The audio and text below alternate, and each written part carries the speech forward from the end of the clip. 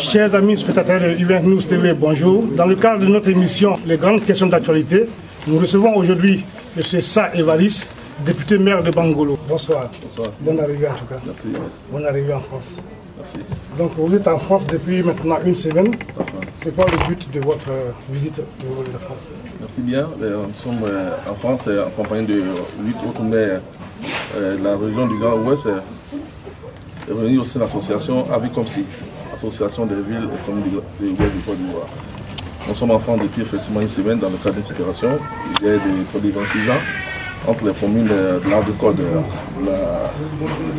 la Franche-Comté et les communes de Côte d'Ivoire. Et donc il faut que nous soyons venus dans le cadre de lancer ces activités. Parce que depuis la crise qui a pour la Côte d'Ivoire, cette coopération a pris un coup.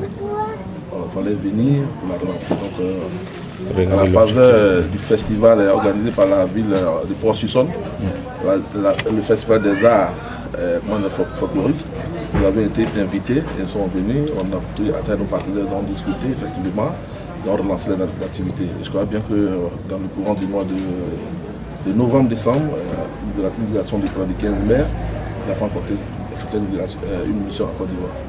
On nous a invités dans le cadre de ce festival pour relancer nos activités. J'avais pris un cours, je le disais tantôt, parce que ces communes-là aujourd'hui étaient autour de 25 communes. Aujourd'hui, de ces 25-là, il n'y a que 7 communes qui sont vraiment actives au sein de l'association. Et donc, il fallait venir pour s'imprégner de ces réalités et rentrer en contact avec ces communes aujourd'hui qui ont existé et nous dit pourquoi.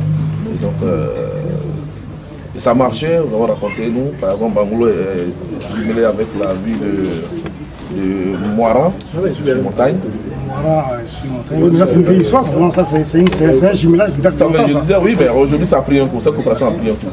Donc ce voyage-là, c'est juste pour relancer, pour réchauffer les relations. Voilà, et nous avons atteint cet objectif. Voilà. Donc vos autres collègues sont rentrés, ils sont encore à Paris, vous partez quand au niveau de la Côte d'Ivoire? Bon, certains sont restés parce que c'est ce soir la clôture. Et comme l'essentiel est déjà fait, ce soir il y a un spectacle pour clôturer. Et donc dans le souci de rencontrer aussi ma famille ici, alors j'étais obligé de compter ce voyage-là côté à Paris, donc après sur la dimension. Monsieur le député, la ville dont vous êtes l'administrateur premier a subi vraiment un lourd tribut au niveau de la guerre en Côte d'Ivoire. Vous, jeune maire, jeune élu, fils natif de cette région, qu'est-ce que vous pouvez nous dire par rapport à ça, par rapport à la perte de ces vies humaines, par rapport à ce que l'ouest de la Côte d'Ivoire a subi au niveau de cette guerre qui nous a été imposée en Côte d'Ivoire? Merci bien, parce que quand on parle de perte, cette guerre, c'est tout le Grand Ouest qui a été touché. C'est vrai, elle a commencé par le nord. Mais en Côte d'Ivoire, la guerre s'est déroulée sur le territoire de la région de l'Ouest. En fait, nous avons payé le lourd tribut de cette guerre. Bon, je crois que c'est l'histoire d'une nation. Est-ce qu'il faut continuer de pleurer sur ce sort?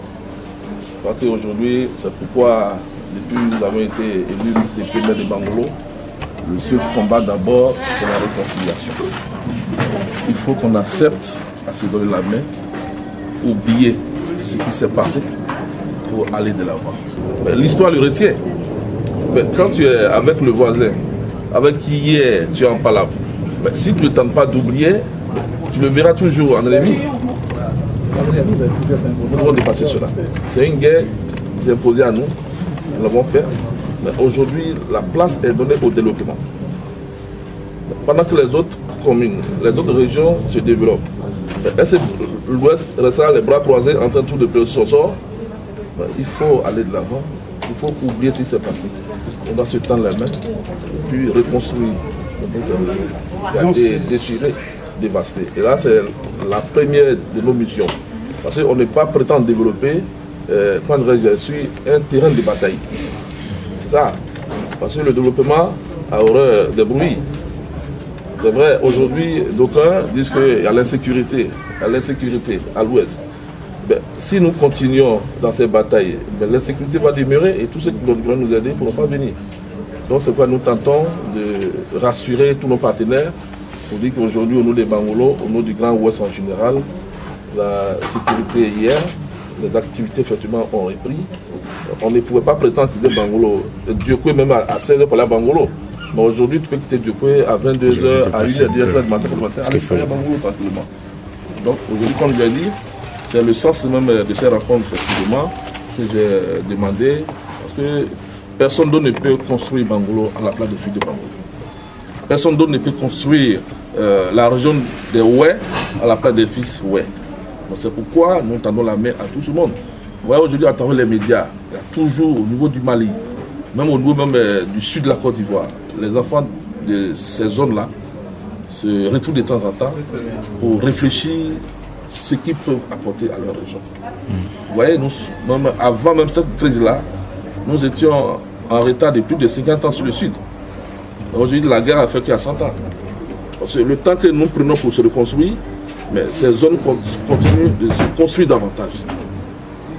Alors, est-ce qu'il faut toujours rester en marge de ce développement? Moi, je dis non. Je dis non.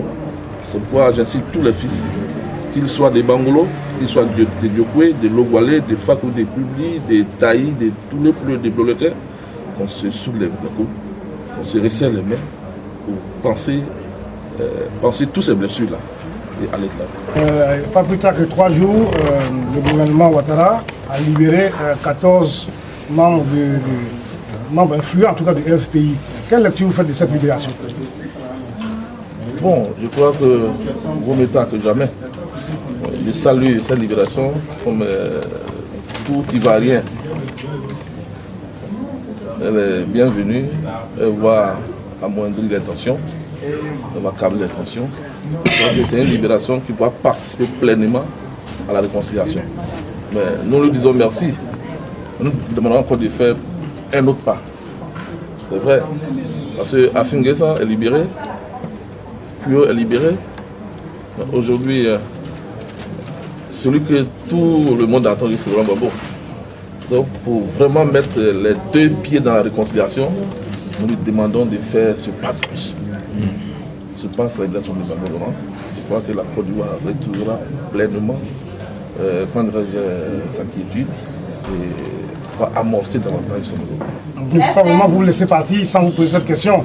Très bientôt, il va y avoir sur la table de l'Assemblée nationale, dont vous êtes membre, le code sur le foncier rural et le code de nationalité. Voilà, c'est un discours, c'est un débat qui va être bientôt ouvert à l'Assemblée. Vous, en tant que député, votre avis personnel, parce que je sais que vous êtes candidat indépendant, donc vous n'avez pas de bannière politique qui vous accompagne. Vous, en tant que député, bientôt il va y avoir sur la table de votre Assemblée nationale, la de Côte d'Ivoire, un débat sur le code de la nationalité et le foncier rural. Est-ce que c'est vraiment le moment? C'est le moment, mais qui est mal choisi. Parce que c'est des lois très importantes qu'on ne devrait pas discuter pendant que les députés sont en vacances. Depuis le 24 juillet, nous sommes en vacances parlementaires, on reprend le 24 octobre. Je crois bien que la fin dernière, il y a la loi sur la patrie. Cette loi a été rejetée, on l'a retirée. Et donc, logiquement, on devrait attendre le retour des vacances pour relancer tous ces débats. Oui, beaucoup de députés sont à l'extérieur du pays. Et on nous place cette loi que nous allons discuter en 12 jours.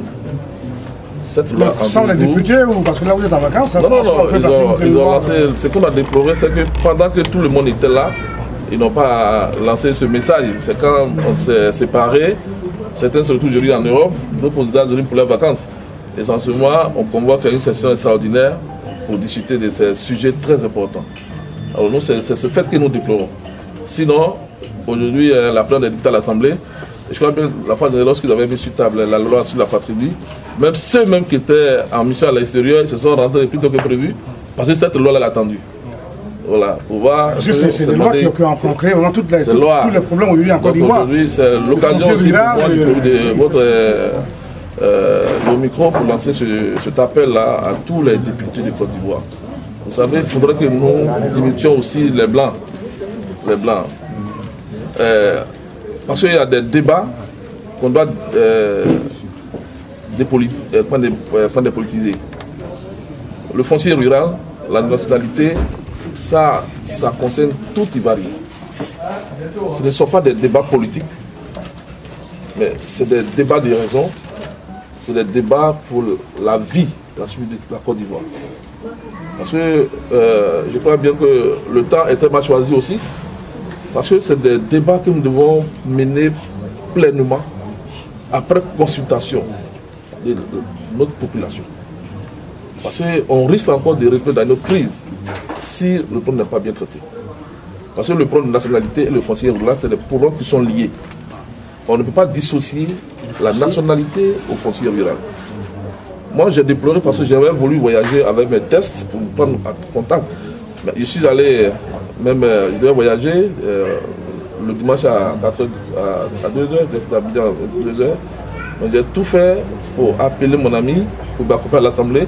Puis j'ai demandé, c'est fermé là. Voilà le responsable de notre courrier pour récupérer tous ces tests. Mais jusqu'à mon départ d'Abidjan, on n'a pas encore pour l'instant de ces tests. Et ce matin, j'ai appelé le député Privat. Il m'a dit comme demain lundi, ils vont siéger au niveau du bureau de l'Assemblée nationale. Et sans ce moment-là, les tests seront distribués. Or, les tests qu'on distribue le jour de l'ouverture de la session, mais je crois que ce n'est pas des tests, on n'a pas le temps de prendre contact avec ces tests. Or, il y a 7 tests vraiment sensibles.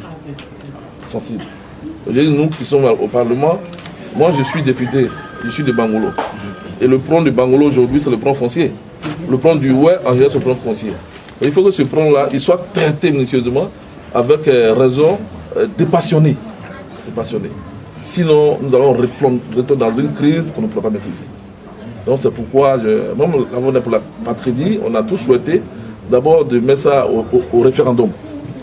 Parce que ce n'est pas vraiment opportun. C'est pas opportun. C'est une loi de 54. Il y a une convention de 54 de 51 et une convention de 64. Si de Feu-Boigny jusqu'à Gbagbo, ces lois n'ont pas été ratifiées, nous ne comprenons pas aujourd'hui l'opportunité de ces ratifications de ces lois.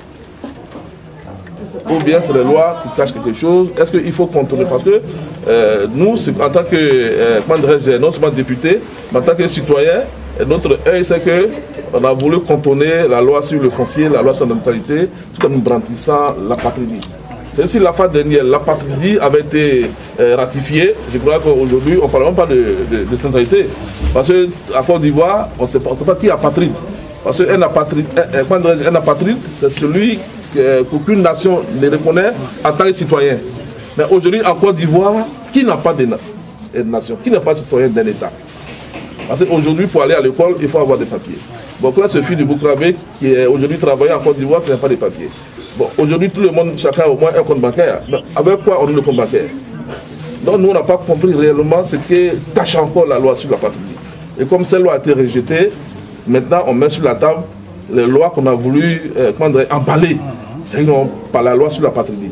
Donc, je crois que nous sommes tous conscients, nous savons que la mission qui nous a été confiée, c'est vrai, je suis indépendant, mais aussi au niveau du RD, qui est le parti au pouvoir, les députés qui aujourd'hui sont de ces zones-là. Le plan foncier, ce n'est pas que l'Ouest, le plan foncier, il y a le Nord, le Sud, l'Est, tout le monde est contre ce plan foncier.